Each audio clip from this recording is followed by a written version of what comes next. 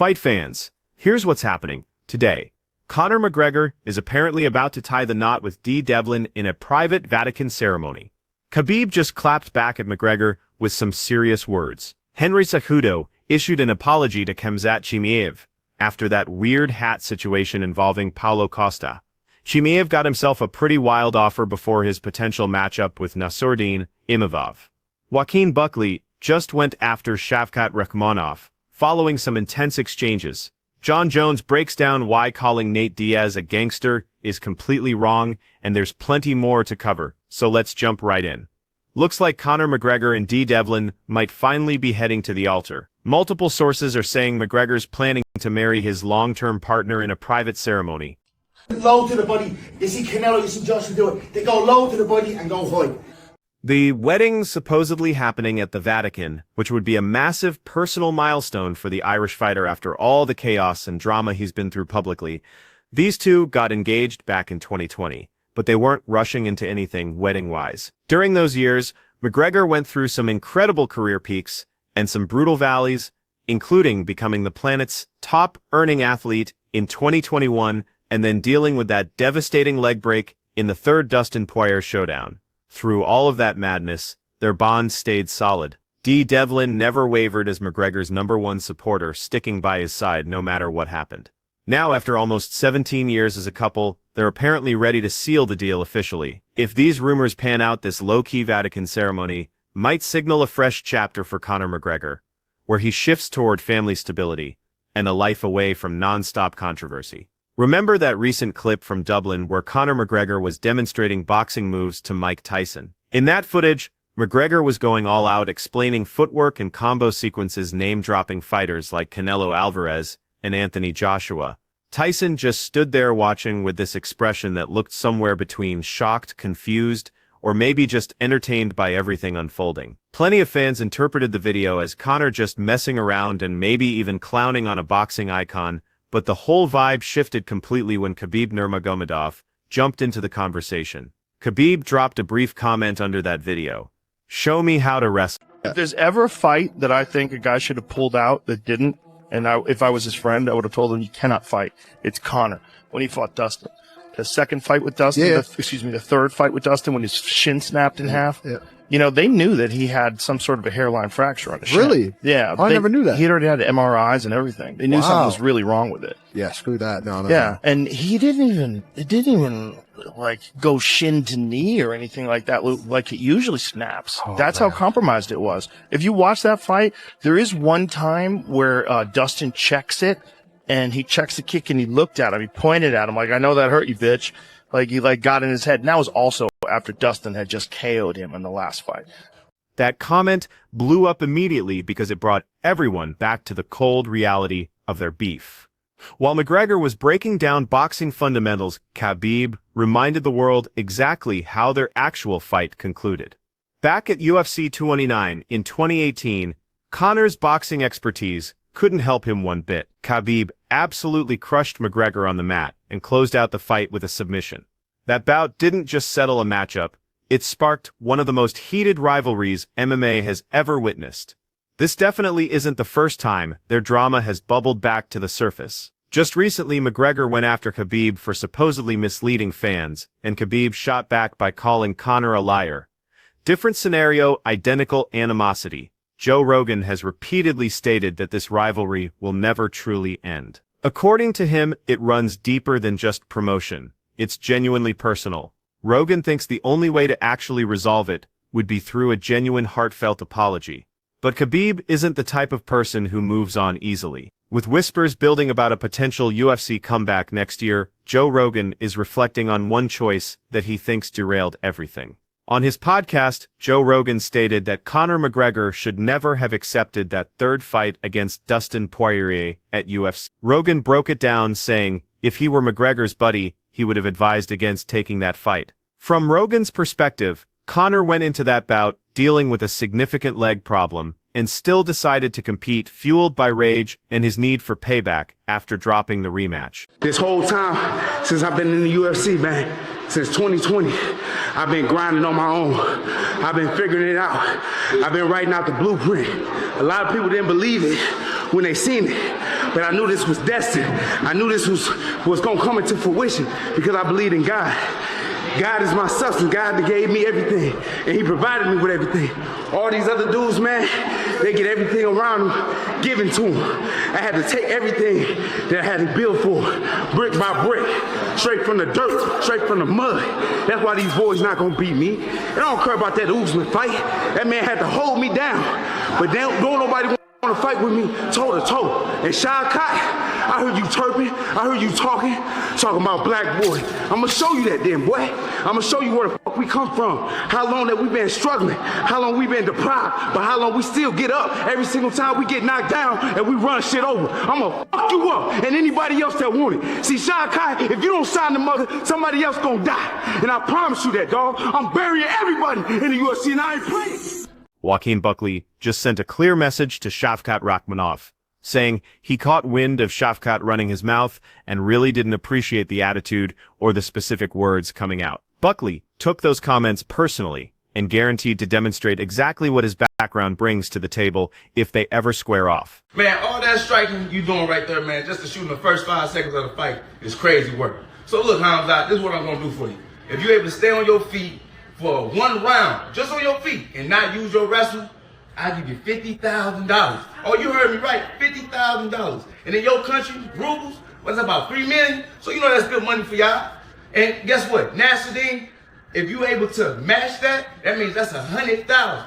So Hamza, take that money or still show that you a punk by using that wrestling, man, in the first 5 seconds. Matter of fact, I'm at the 18 right now, man. Let me go ahead and pull out some money.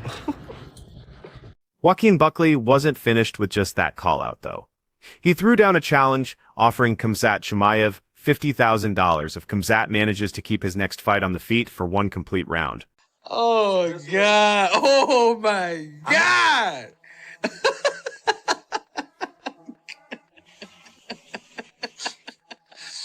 It's for Chimaev? Okay, so now it will be very well for him. Henry Cejudo is clearing the air after that bizarre incident with Khamzat Chimaev's hat and Paulo Costa. What began as what seemed like harmless podcast content became something fans are still talking about.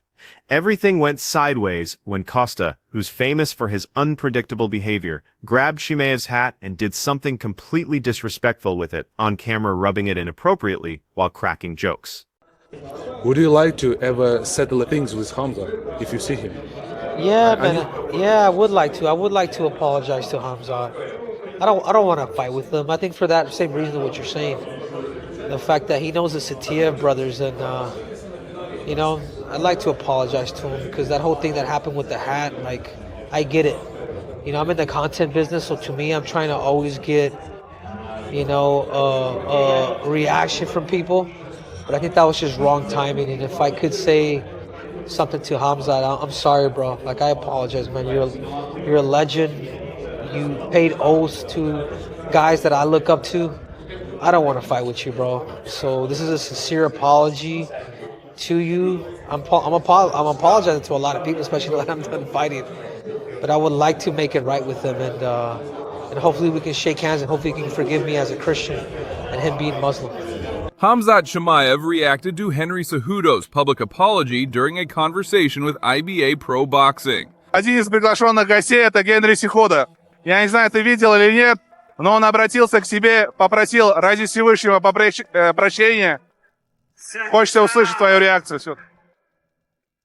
Я знаю, какая реакция. Просто это американцы любят говорить в интервью всякую чушь, потом при встрече руку. Это не наше, ну, как сказать, не по нашему менталитету. Надо быть естественным человеком. И на улице, и в интервью, и везде. Ну вот я с ним общался, он искренне покаялся. Я от тебя скажу, искренне покаялся. Он говорит, как брат мусульманин, он, надеюсь, просит брата христианина, говорит.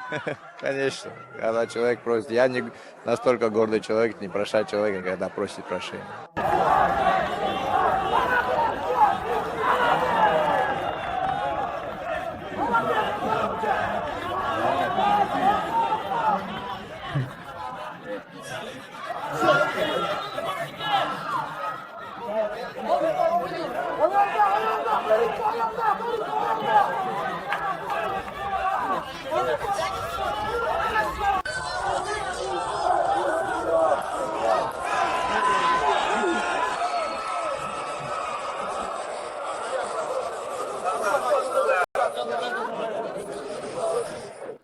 As expected, clips from that moment spread like wildfire online and triggered reactions throughout the entire MMA community. Once Cejudo saw how both fans and fighters were responding, he felt he needed to speak up.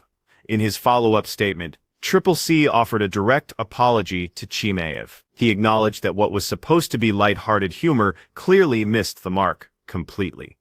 If I could leave like Khabib or John Jones, imagine that, then it'd be like, oh, then there'd be, oh, he's the greatest combatant of all time. But because of these losses, I was like, oh, he's one of them. But if you really think back and look at the resume and what I've done, becoming the youngest in history, foregoing college, doing shit that people can only dream of, man. Henry also mentioned that if he had walked away from fighting the same way Khabib and John Jones did, people would be calling him the greatest combat sports athlete ever. In Cejudo's view, the difference isn't about what he accomplished, but rather when his defeats happened in his career timeline.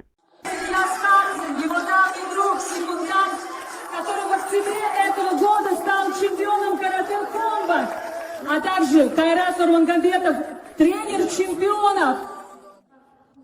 Ты у меня реально чемпион.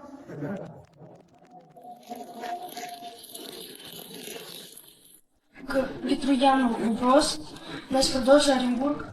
Какие были ощущения, когда на вас надели пояс UFC? Хочешь ощутить эти ощущения? Пойдем, я на тебя пояс одену. Пойдем?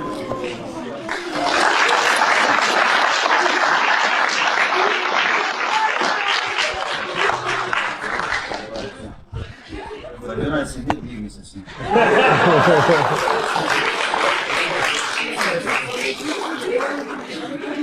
Так, кто схему?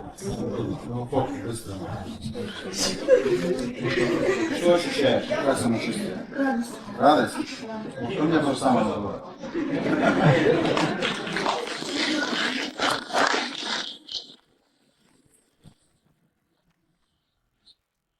Petr Yan just received a Mercedes G-Wagon, following his win over Merab Dvalishvili. The luxury vehicle was presented to reward Yan for his solid performance and significant victory. He was getting pieced up. He had got hit with a couple body shots. His recovery is wild. How he's able to recover off those shots.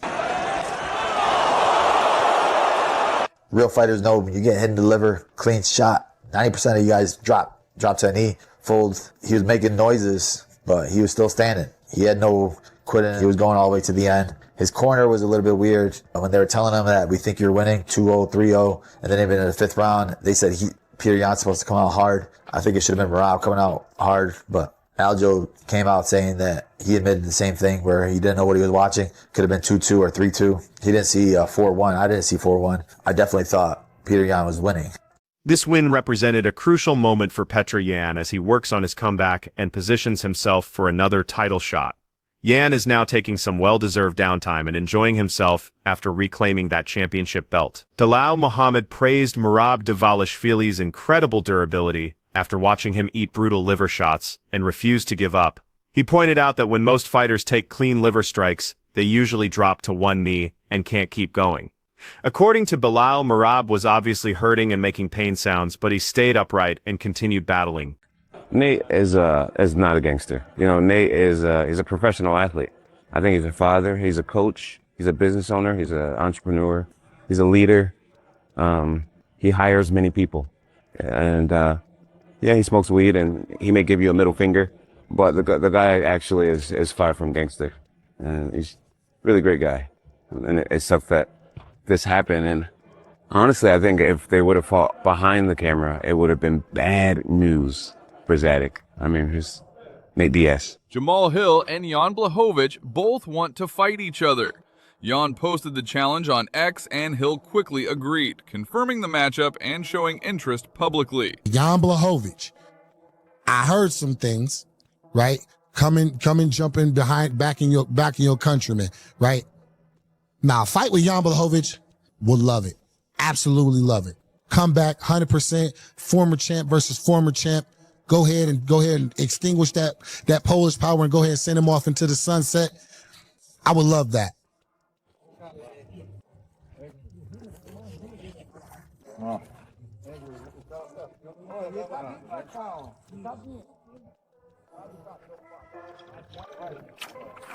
É assim que pega peixe, pô. É assim que pega peixe, tô falando pra vocês. Vocês não acreditam, velho. Com capim, rapaz. Peraí, deixa eu pegar o bichão aqui. Que peixe é esse aqui, Glovão?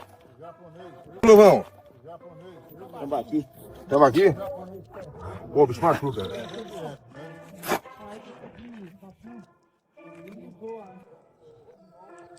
Ô Alex, os caras gastando dinheiro com comida pra peixe, é isso? Pô, difícil agora. Branquear. Aí, ó. Aqui nós faz é assim, ó. Aqui nós faz assim, ó. Ó. Ó, tamanho do bichão. Ó. Ah, chama. Following Nate Diaz's dramatic departure from that Russian reality show in Thailand earlier this year, social media was quick to brand him as some kind of gangster. That's a reputation that stuck with Diaz throughout his entire fighting career. But John Jones says that characterization is completely off base. Jones was present when the whole situation unfolded, and he witnessed everything firsthand. In footage shared by Red Corner MMA, John Jones made it clear that Nate Diaz isn't some criminal mastermind. That wraps up everything for today, but if this content hit the mark, smash that like button and make sure you subscribe. We're grateful for all of you.